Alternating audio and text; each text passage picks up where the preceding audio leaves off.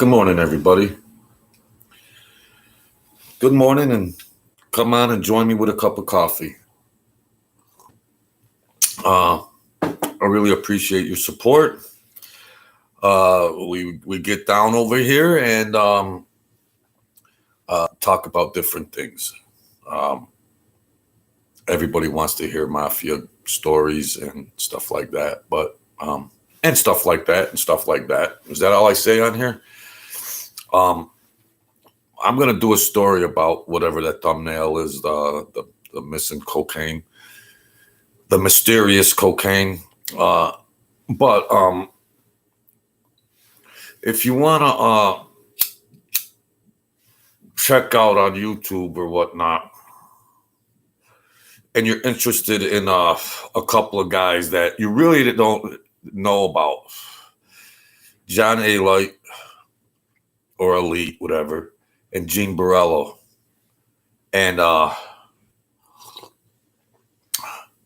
John A. Light was with John Gotti at the same time. Sammy the Bull was with John Gotti, and you don't hear much about the recognizable name Johnny, but he was the true blue gangster, and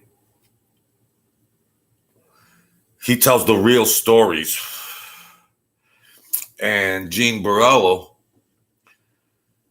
was down there at Ozone Park, Howard Beach. Now, that place was saturated with all the families. All the families, were located in that area in some capacity. Right down the street, there could be a Bonanno, and then over there's a Colombo family, or whoever, all concentrated in one area. So Gene Borello, I believe his stories, and John A. Light, Alite, they were the true blue. Sammy the Bull is full of crap.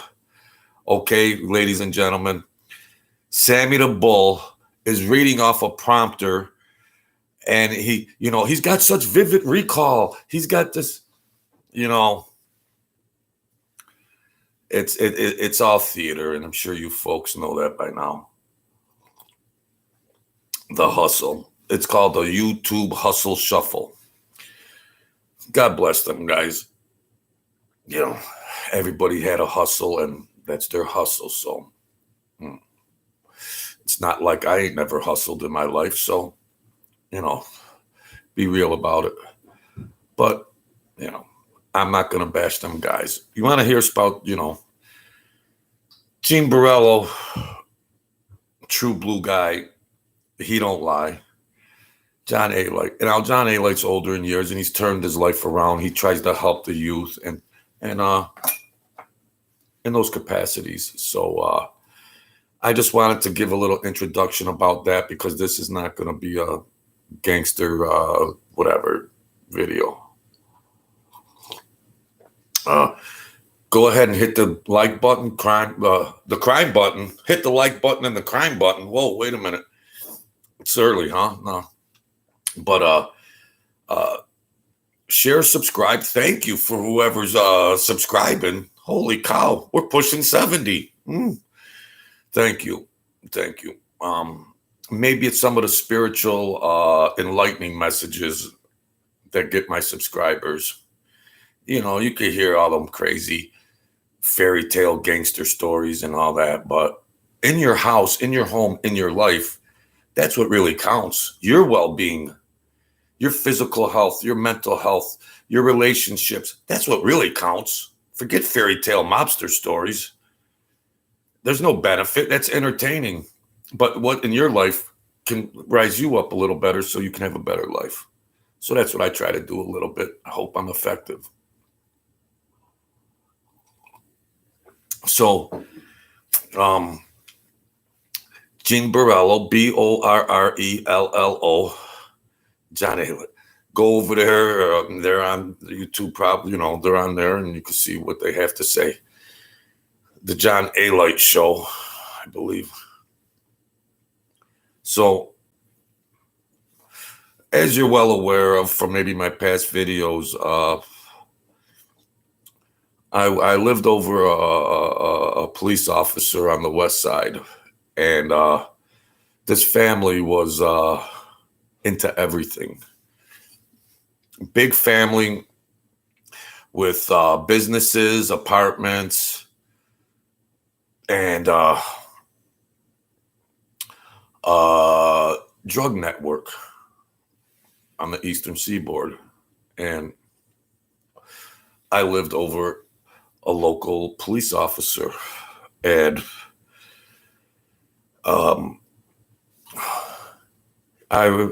prior to that, while I was living there, I would notice that my apartment, he was coming upstairs into my apartment for various reasons. Because I'd put things near the door, and I could see the door, that object would be moved all the way over when I come home. I'd come home and squeeze through the door, so that peg could only move so far, but then I would see the peg 4 feet over because somebody just came through the door. So that was my little trick to see if anybody was in my apartment. And it was foolproof. It worked. And they were doing things up there because they would know when I was home. They would know when I was home.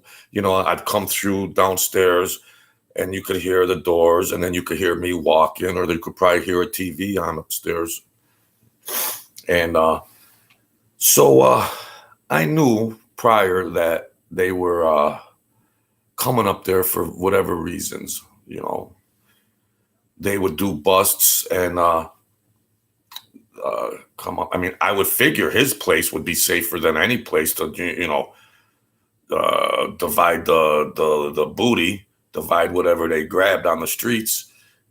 But for some reason, well, because the internal affairs were on them because of a couple of detectives that were spilling the beans. So they were trying to be more careful that the internal affairs didn't come into his own legal apartment and come in there and look around.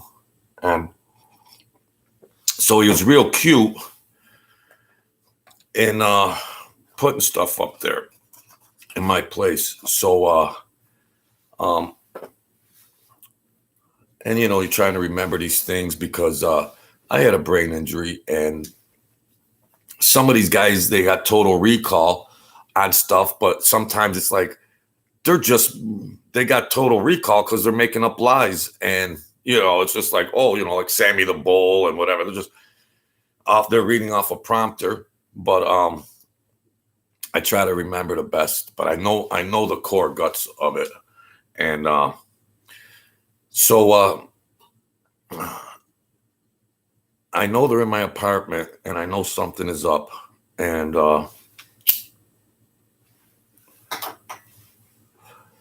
I'm wondering, where the hell is this? You know, I'm looking for the search box. I lived upstairs, and then there was a little 2 by 3 by 3 little section that you can go to the roof, and there was all kinds of junk, their old stuff, a couple of things I had, like this little storage space.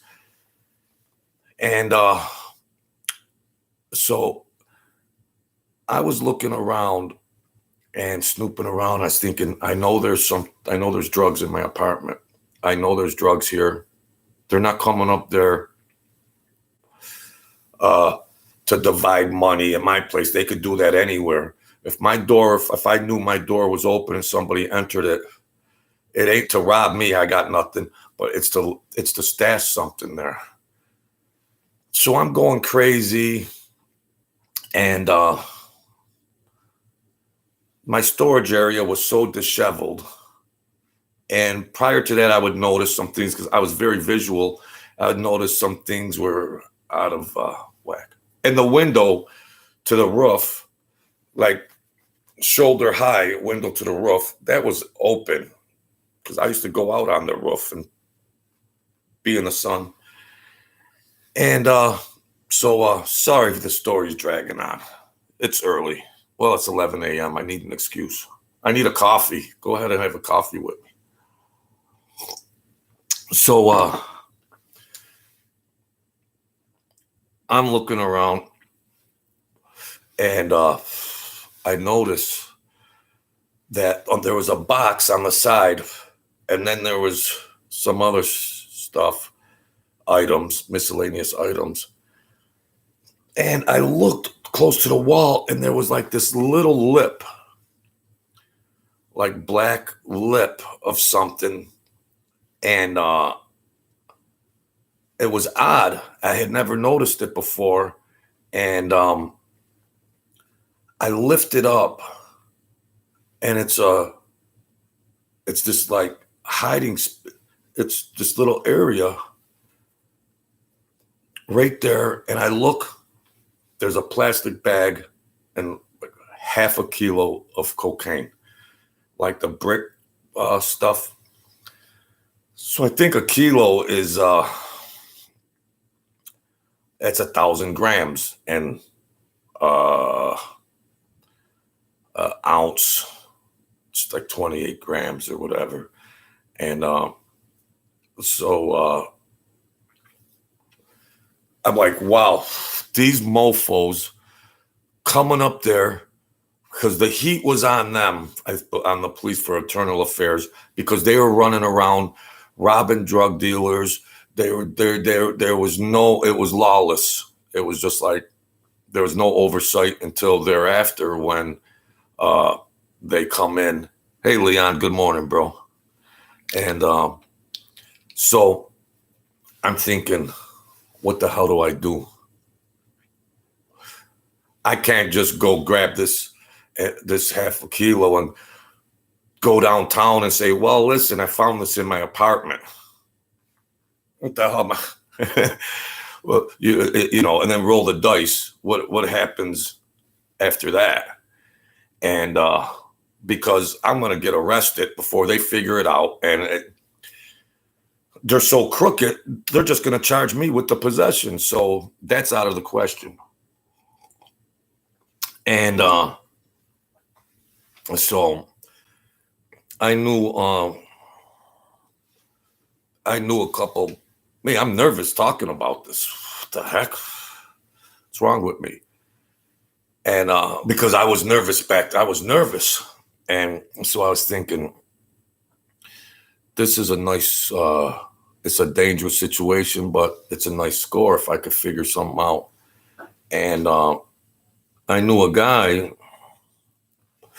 in the Falls that I knew from selling herb and everything.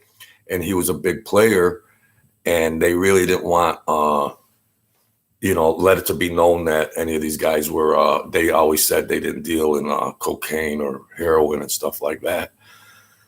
But I approached him and I was like, what are your thoughts about this situation? And I was beating around the bush. He's like, Jojo, what are you getting at? What do you got? Some cocaine or whatever? I was like, well, I know a guy that's got some, and I'm trying to play it off. And, I was like, well, somebody owed him a debt and they paid him in that. And now he wants me to help him. He'll throw me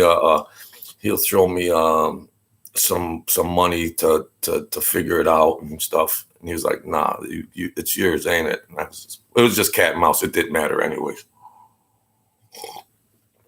So I ended up explaining it to him, the real deal. And he says, I'll handle it. X amount of dollars. He says, you got to get out of that apartment. So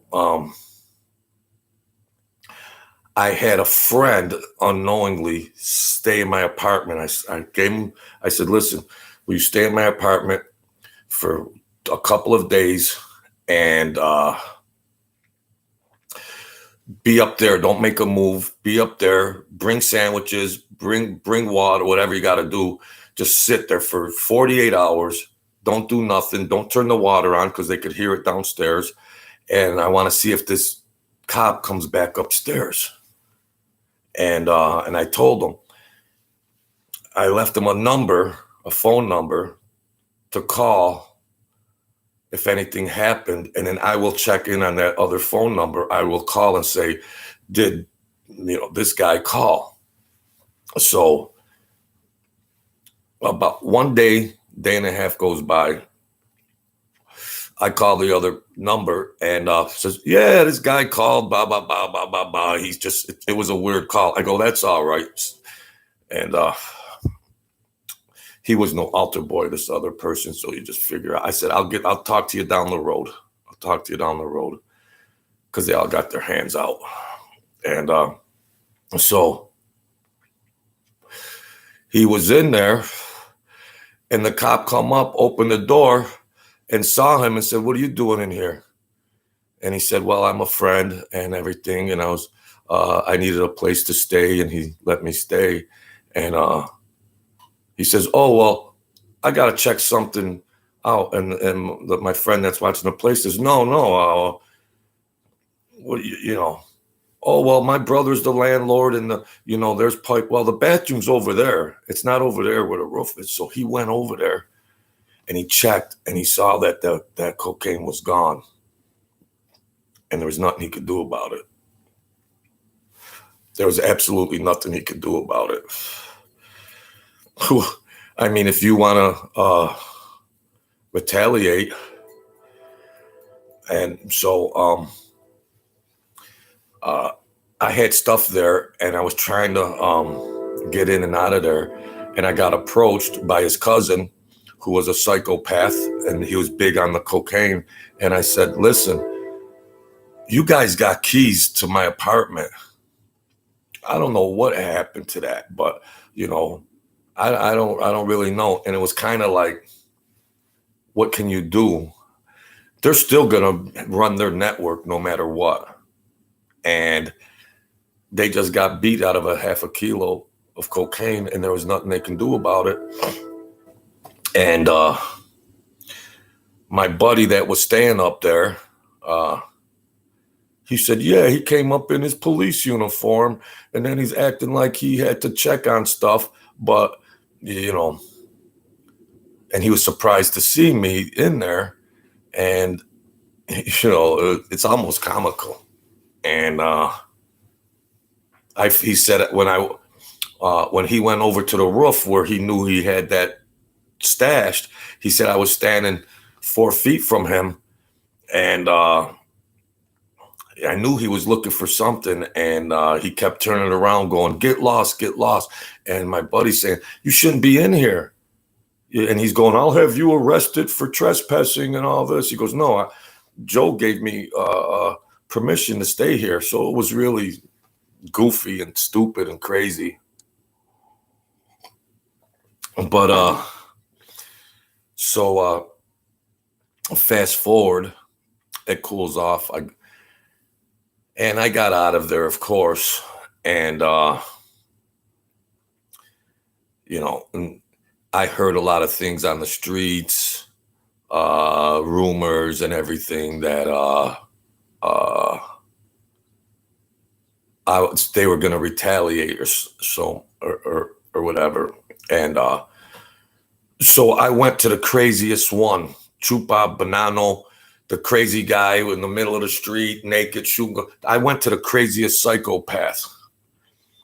I think he was awaiting trial. He was out on probation or out on bail or something. And I explained to him, and I said, listen, somebody robbed your cousin's cocaine in my place. I'm hearing rumors about all this crazy stuff, and like they're going to retaliate on me. And he was crazy, but we had this kind of goofy friendship. Because when you go down there and you're new in an area, you figure out who's the craziest people. And if you could get in their good grace, then at least you got a shot in a situation there if something happens. It happened with another guy I call Bull that looked like Bull, Puerto Rican Bull from Night Court. that saved my ass one time when they were kicking my ass on the basketball court, and he rescued me. But you figure out who's who, and if you can get in their good graces, it's a plus. So I asked this psychopath, I says, you guys got a good network going, and you own a lot of properties, and you got people in law enforcement. I says, just can you tell them to leave me alone? And nobody. He's like, well, we know you got it, Joe. We know. We know. It's just like you can't fool us. And I was like, no, I don't have it. I don't have it. Whatever. And he was saying, he had a case coming up, and he knew I had a good lawyer, a real good lawyer. They had lawyers, but I think I had a lawyer that I wasn't in any big cases, but some of these lawyers are good with the judges and DAs, and maybe they got their own relationships. So I said, I'll get my lawyer to assist you, or your counsel, your legal counsel, and maybe they can backdoor some kind of thing. Because he was looking at some time, I believe. He had different charges. He was a loose cannon. And this lawyer, Joseph Thomas, had only one hand. His other, he was the best on the planet. Like F. Lee Bailey, Johnny Cochran, those kind of guys. These guys existed. They just weren't high-profile household names. So fast forward, he got that stuff straightened out, and I rode off into the sunset, and I went back down there and to play ball and stuff. I was visible after that, and I seen them guys, and I seen the cop that I lived over, and he was friendly. Very personable. And he was like, well, Joe, sorry about that, Joe. Whatever. It's like we both know, so who cares? We're hustlers. You're hustling with a badge. I hustle. Don't leave any shit in my apartment. Find somewhere else to leave your shit. But he wanted that in close proximity because he had dogs on the property, and he just wanted that in close proximity. And there were probably so many hiding spots in that apartment that I never even found. The only thing that saved me was that lip.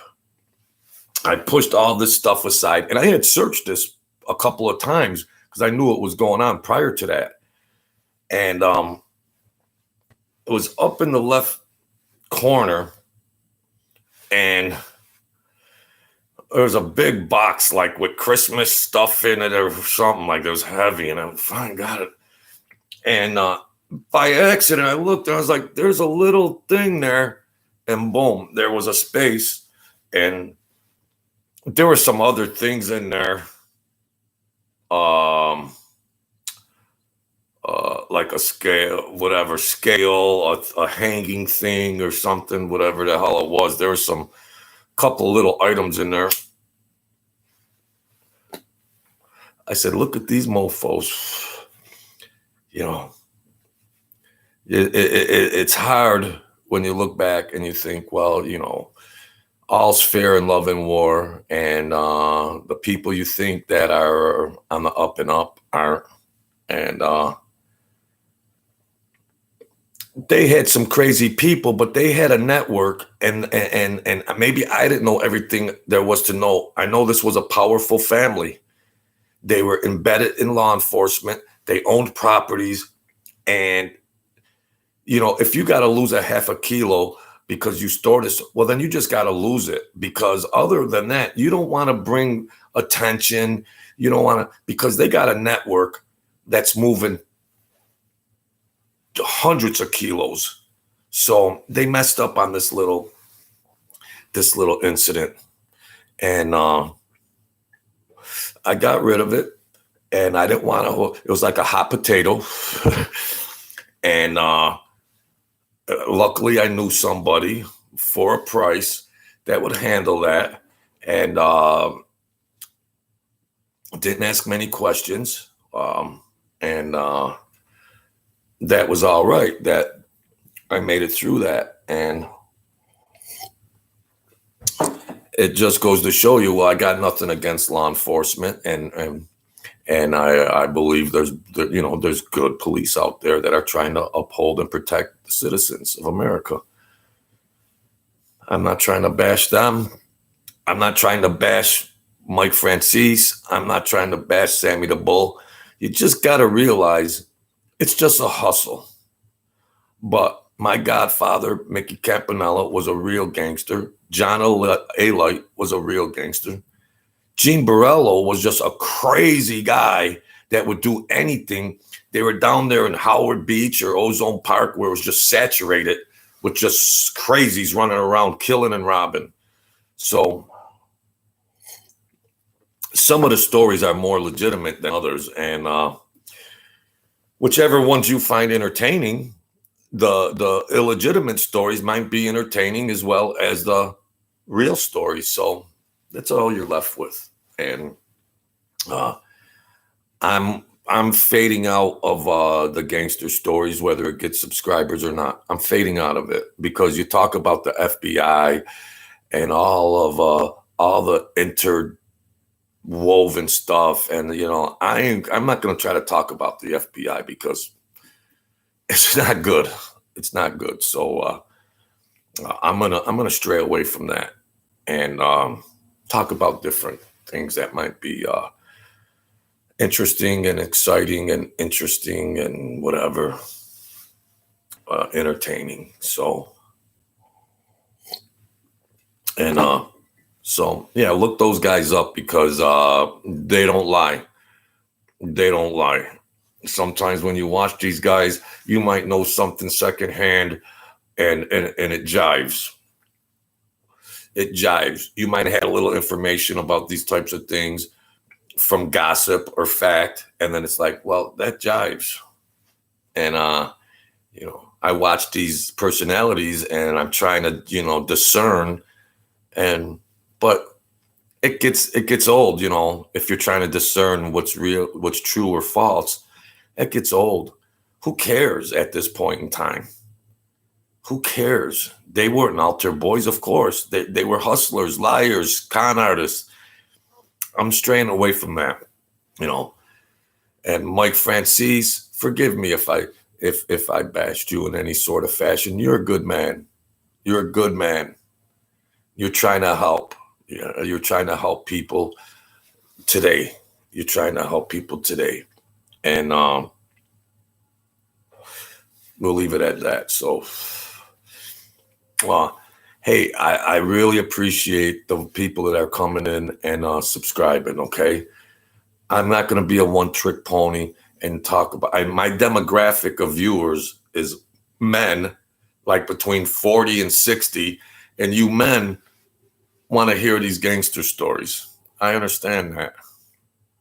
But listen, I'm going to try, hopefully, that you will just listen to some other interesting stories that could be about my life, which there's many, and maybe some other stories that I see secondary that might be interesting. And if it works, it works. If it don't, it don't.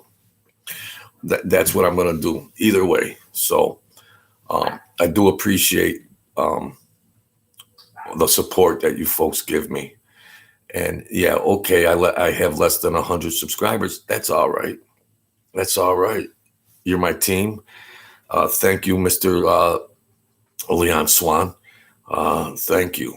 I deeply appreciate that stuff. I'm not a gangster. I'm not any of that. I'm a Christian. I'm not a gangster. Okay. And I'm going to integrate spiritual stuff from the Jesus calling. And that's why I do the Jesus calling. I'm not a gangster. I'm not a tough guy. I'm a guy that's sensitive and likes to laugh and have fun. If I could help somebody, I'll do it. All right. That's my channel. So let's do the daily devotion. All right, folks. Oh, wait a minute. Sorry, Mama. Sorry about that. Got to get Mama in there. Best mother a child could ever have. All right. This is a daily devotion. There's one a year in this book, and this is the August 29th devotion. All right. Demonstrate your trust in me by sitting quietly in my presence. Put aside all that is waiting to be done and refuse to worry about anything. The devil wants us to worry, and of course we have legitimate worries, but it gets us off track. Be confident and have strength, whether it's in your own confidence or with God. This sacred time together strengthens you and prepares you to face whatever the day will bring. Makes sense? By waiting with me before you begin the day's activity, you proclaim your reality in my living presence. So when you attack the day and you establish, I'm gonna take on today with God and Jesus, and then you can think and structure your day with less stress and less fear, because fear is a mofo. The devil uses fear as his number one tool to just put you off balance. This act of faith, waiting before working, is noted in the spiritual world, where you demonstrate the trust and you weaken the principalities of the powers of darkness. So when you trust and have faith in God, that weakens the principalities, with a word, of the darkness. That's the devil and demons. The most effective way to resist evil is to draw close to me. God, yeah, resist it. Have a defend yourself. When you need to take action, I will guide you clearly through my spirit and my word. Well, here's the word. Psychologically too. Psychology and spiritual. The world is so complex and overstimulating that you can easily lose your sense of direction. You're being bombarded by everything, all these stimulations. You get lost on your path. Doing countless unnecessary activities will dissipate your energy. It'll weaken you. When you spend time with me, I restore your sense of direction, put you on the right road. You're going this way, Jojo. You ain't going that way, and you're not going that way. We tried those roads before. It didn't work out good. As you look to me for guidance, I enable you to do less, but accomplish more. So hurry up and run crazy and do less. Slow down and get more accomplished, okay? So I don't care if you're a Bible thumper or whatever. It's just common sense behavior, psychological behavior that anybody can use, no matter what your denomination is, your church, your faith, or anything like that. It's just information that can help, set your mind and your thinking to a certain way, so you don't have fear and stress. Yes, we're all vulnerable to that, but how do you respond to it is the question. That's what I'm here for. Because the devils and demons had a nice run on me. A nice run. And you know the angels and demons are out there. But what will build your spiritual army up? Can only you fight these demons as yourself alone? Or do you need a spiritual army that will help your mind, and in the unseen world, an angel will whoop a demon's butt? So that's fine with me. I just try to stay focused, stay on the right path. The world's bombarded me with all this stuff. I'm human. I stress, I fear, depress, and I'm human. But I got to be smart enough to say, you know what? I realize what's at play here. And I'm going to fight back. I want to have a happy, positive life. So that's that, my beautiful people. I appreciate your support. And Mr. Swan, my wingman. God bless you, pal, and blessings for you and your family, and all of my supporters and all of my subscribers. And hit the like button if you like me. If you don't, then just view me. If you MF me, that's okay. That's okay. We're all just trying to make our way through the world. So comment, share the video if you like my videos. Subscribe, like, share, blah, blah, blah, blah, blah, blah. And I do appreciate your support. And I believe we'll have 100 subscribers in no time at this pace. So that's good. And doing these videos is therapeutic for me because you got to stay on your game. You got to stay on your point. Yeah, I just can't get away from the spirituality because then it lessens my defenses. Like I said, the demons and the devil had a nice run on me, put me way off. I mean, you think you could have a high intelligence and have a high IQ and everything. The devil don't care about your intelligence or any of that kind of stuff. It's like, yeah, you think you know everybody's vulnerable, so nobody's too smart to not do drugs. Nobody's too smart to not be depressed. Nobody's too smart for any of these behaviors, negative things that come on us. So you can't outsmart this kind of stuff, and that's why I keep on the spiritual readings from the devotion. It doesn't take much time. It just makes you aware, and maybe you can have a better day. So yeah, I appreciate everybody. It's a beautiful summer day once again, and that's I appreciate it, and we're rising up, and I got some good stories. I hope they're good, and we'll leave it at that. So be the kings and queens of your world. Stay great. Don't give up. You can do it, folks. Don't give up. And I'll talk to you soon.